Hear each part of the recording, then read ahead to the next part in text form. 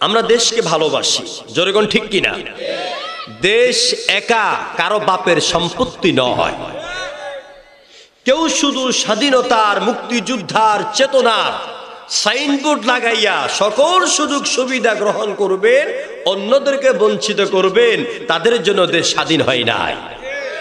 দেশের স্বাধীনতার জন্য এই দেশের লুঙ্গি পরা আর স্যান্ডো গেঞ্জি পরা ঢাকা বিশ্ববিদ্যালয়ের ছাত্র সহ কৃষক শ্রমিক জনতা সবাই এই দেশের স্বাধীনতার জন্য বুকের তাজা রক্তগুলি 1971 সালে বিলীন করেছিল। শুধু দাড়ি আছে, টুপি আছে, পাঞ্জাবি আছে, এটা দেখলেই স্বাধীনতা বিরোধী। এটা হচ্ছে এই দেশের জন্য এক নতুন চুলকানি অসুখ। জনগণ ঠিক কিনা? স্বাধীনতা, দেশের স্বাধীনতা, দেশের মুক্তিযুদ্ধ, দেশের বিজয়, দেশের উন্নতি, এটা কারো একার পক্ষে করা সম্ভব হবে না।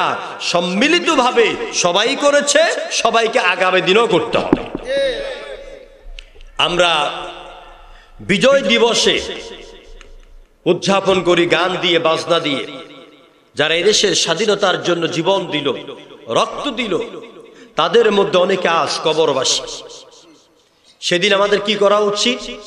16 ডিসেম্বর সালাতুল ফজরের পরে প্রত্যেক মসজিদে মসজিদে গভর্নমেন্ট থেকে, আমার মাননীয় প্রধানমন্ত্রী থেকে এই ঘোষণা আসা উচিত ছিল।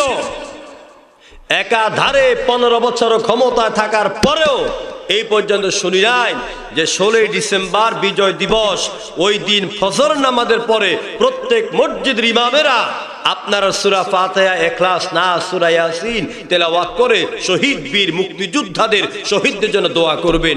এরকম একটা ঘোষণা আপনারা কি এই পর্যন্ত শুনেছেন? শুনেননি।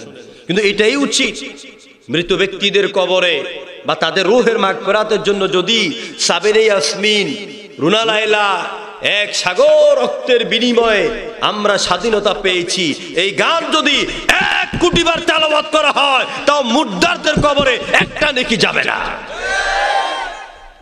মুসলমানের সংস্কৃতিতে ফিরে আসতে হবে আমাদেরকে। প্রিয় বন্ধুগণ, আমরা সেই স্বাধীনতা যুদ্ধের জন্য যারা জীবন দিয়েছে, রক্ত দিয়েছে, সেই সকল শহীদদের রূহের মাগফিরাত কামনা করছি। সালাম সালাম হাজার সালাম, এটা ভাষার জন্য যারা জীবন দিয়েছে তাদের জন্য।